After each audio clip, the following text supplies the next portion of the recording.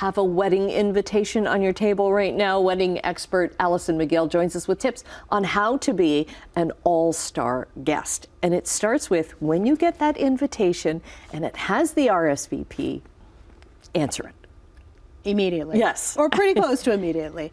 That's the number one peeve of all couples planning a wedding, is controlling that guest list and getting those RSVPs in. It takes a second to tick that box, whether it's yes or no. If it's a digital invite, even quicker. So get that off and, let's get running and get into the wedding zone, because the guest experience, as we're going to talk about here today, is so important to couples who are having weddings today. They want the guests to have an amazing time at their wedding. And so being a guest means actually leveling up and bringing your A game to the wedding. Right, right. And maybe not bringing a guest if it doesn't say +1. The rules of +1s. This is a huge one. It's like, it can feel exclusionary. And why didn't I get a +1? You can ask a couple. There's also this sort of thought that, you can't approach people who are getting married and ask them questions and things like that. Of course you can. They're still your friends and your family and people. But if you don't get a +1, there's a reason that you didn't get a +1, whatever that may be. You might be able to ask them, but don't try and sneak someone in, because it's not going to fly. You're not going to go under the radar and just write it in at the bottom of your RSVP. You got to play by those rules. Have a conversation if you're uncomfortable and you don't want to go by yourself. So that's something you might want to consider. If it's not feeling right for you, you can RSVP no. Okay. If you are going, yes, you have to have all the details, especially if it's a venue that you're unfamiliar with. So you want to know the date, you want to know the time and directions. This sounds basic, and it is basic, but a lot of people, they just RSVP, they sign off that wedding's 3 months down the road. They don't do the research, a day before. Oh, where are we going? What are we doing? What time does everything start? So, nail down those particulars. Go to the couple's wedding website. It's all going to be there for you. There are wedding websites now? There are wedding websites. I haven't gone to a wedding in a while. Yeah, that's also mandatory for most couples, have that, because it has all the information of where you're going, what time, what you're wearing. We'll talk about that in a minute. Okay.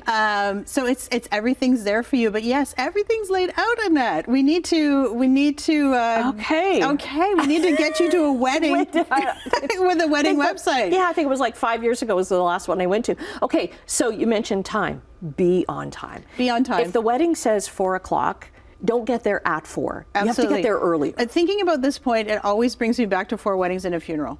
When that opening scene, when they're driving to the wedding, they've slept in, the alarm clock went off. Be on time, be early, be fashionably early, as they like to say. And then also I like to comment on when you're at the wedding, don't ghost out and not say goodbye to the couple. If you have to leave early, that's cool. But say your goodbyes, say your congratulations, say thank you.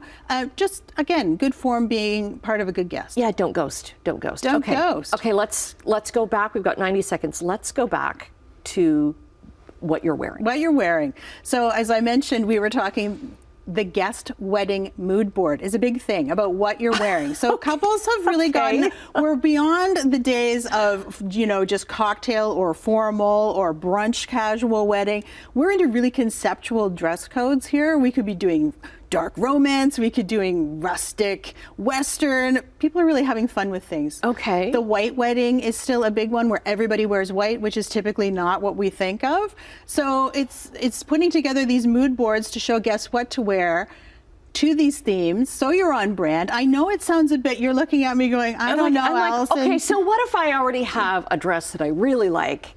I'm not gonna go out and buy another one. You might rent one.